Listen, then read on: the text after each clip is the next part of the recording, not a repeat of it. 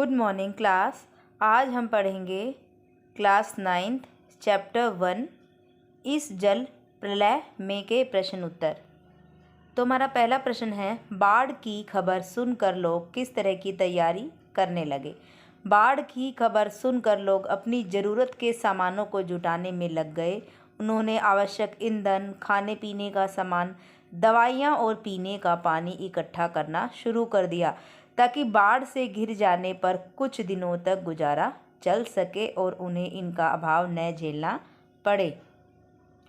प्रश्न नंबर 2 है हमारा, बाढ़ की सही जानकारी लेने और बाढ़ का रूप देखने के लिए लेखक क्यों उत्सुक था। मनुष्य होने के नाते लेखक भी बाढ़ के कहर को देखने के लिए उत्सुक थे। उन्होंने कभी बाढ़ को देखा नहीं था। हाँ, उन्होंने बाढ़ पर कहानी, लेख, रिपोर्टाज आदि लिखे जरूर थे, परंतु किसी नगर में, विशेषकर अपने ही नगर में पानी किस प्रकार घुसेगा यह जानना उनके लिए बिल्कुल नया अनुभव था। उन्हें घुसते हुए पानी को देखने की बड़ी उत्सुकता थी। प्रश्न नंबर 3 है, सबके ज़बान पर यही जिज्ञासा थी, पानी कहाँ तक आ गया। इस कथन से जनसमूह की कौन सी भावनाएं व्यक्त होती हैं। इस कथन से जनसमूह में जिज्ञासा और उत्सुकता के भाव उठते हुए जान पड़ते हैं। उनके मन में यही प्रश्न उठ रहे थे कि पानी कौन कौन से हिस्से को निगल गया होगा। उन्हें अभी बाढ़ के पानी का भय नहीं सता रहा था, वे बस बाढ़ के पानी की गति के विषय में जिज्ञासु थे। मृत्यु का तरल दूत किसे कहा गया और क्यों। बाढ़ के निरंतर बढ़ते हुए जल स्तर को मृत्यु का तरल दूत कहा गया है। बाढ़ के इस आगे बढ़ते हुए जल ने न जाने कितने प्राणियों को बेघर करके मौत की नींद सुला दिया था।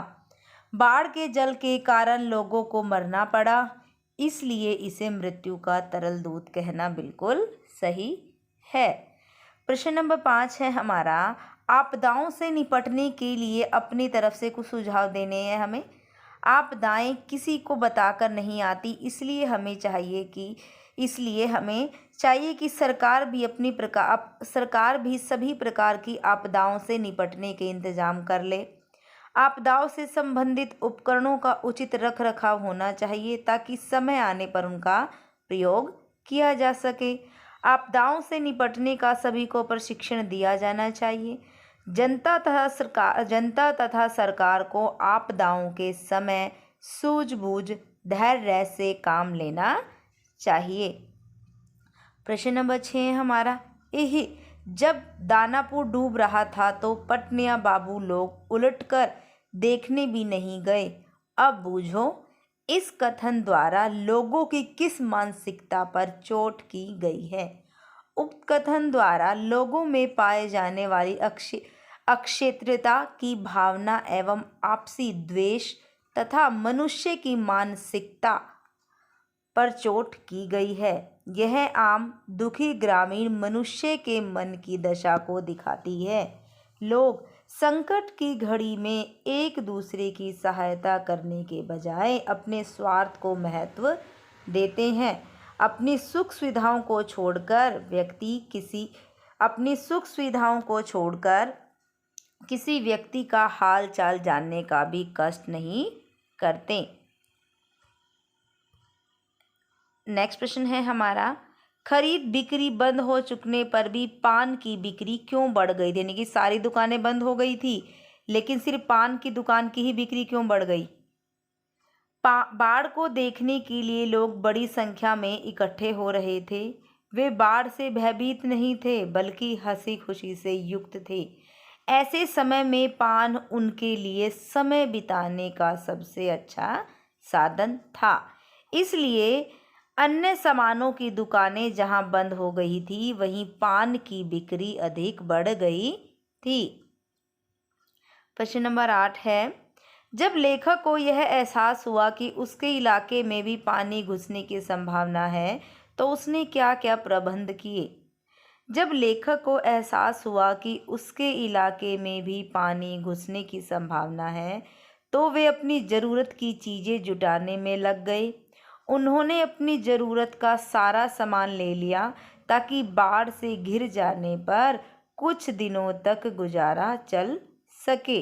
उन्होंने पढ़ने के लिए किताबें भी खरीद ली। उन्होंने बाढ़ आने पर छत पर चले जाने का भी प्रबंध सुनिश्चित कर लिया। प्रश्न नंबर 9 है हमारा, बाढ़ पीड़ित क्षेत्र में कौन कौन सी बीमारियों के फैलने की संभावना रहती है? बाढ़ पीड़ित क्षेत्र में हैजा, मलेरिया, टाइफाइड, उल्टी, दस्त, पेचिश, बुखार, डायरिया, कॉलरा आदि बीमारियों के फैलने की संभावना रहती है। साथ ही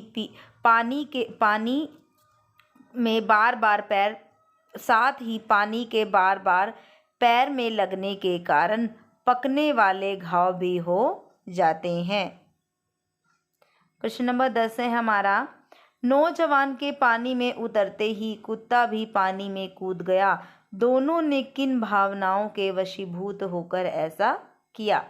दोनों ने एक दूसरे के प्रेम में वशीभूत होकर ऐसा किया।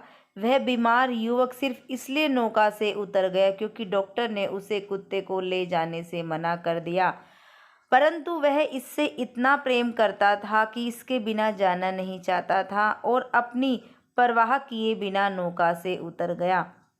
वहीं दूसरी ओर कुत्ता भी अपने मालिक से प्रेम व्यक्त करता है।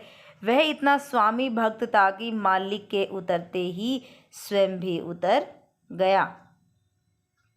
प्रश्न नंबर 11 है हमारा, अच्छा है कुछ भी नहीं, कलम थी वह भी चोरी चली गई। अच्छा है कुछ भी नहीं, मेरे पास मूवी, कैमरा, टेप रिकॉर्डर आदि की तीव्र उत्कंठा होते हुए भी लेखक ने अंत में उपयुक्त कथन क्यों कहा? लेखक एक कलाकार प्रवृत्ति के होने के कारण उन्हें कैमरा, टेप रिकॉर्डर, मूवी की आवश्यकता महसूस हुई ताकि वे इस बाढ़ का जीवंत चित्रण कर सकें या फिर कलम के द्वारा पन्नों में इस त्रासदी को लिखें। परंतु यदि वे ऐसा करते तो केवल एक दर्शक बनकर रह जाते और बाढ़ को साक्षात अनुभव करने का अवसर उनके हाथ से निकल जाता। इसलिए उन्होंने उपयुक्त कथन कहा कि अच्छा है कुछ नहीं है मेरे पास। प्रश्न नंबर 12 है हमारा, आपने भी देखा होगा कि मीडिया द्वारा प्रस्तुत की गई घटनाएं कई बार समस्या बन जाती हैं। ऐसी किसी घटना का उल्लेख कीजिए जहां मीडिया समाज को जागृत करने का प्रयास करती है, वहीं कई बार समस्याओं को भी बढ़ा देती हैं। जैसे कि उदाहरण स्वरूप बाबरी मस्जिद कांड। इस घटना को इतना बढ़ा चढ़ाकर मीडिया में दिखाया गया कि जिसके परिणाम स्वरूप पूरा देश सांप्रदायिक दंगों की चपेट में आ गया।